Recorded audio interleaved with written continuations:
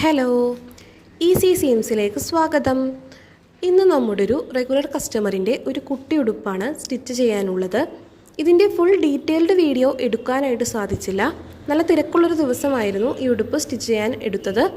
6 മാസം പ്രായമുള്ള ഒരു കുഞ്ഞിന് വേണ്ടിയുള്ള ഉടുപ്പായിരുന്നു ഇത്.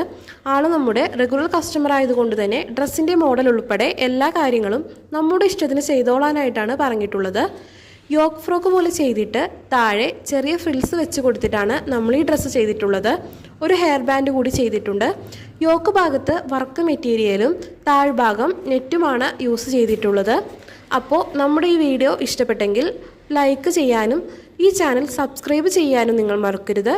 അപ്പോൾ നമ്മുടെ കംപ്ലീറ്റ് ആയിട്ടുള്ള ഔട്ട്ഫിറ്റ് കണ്ടാലോ.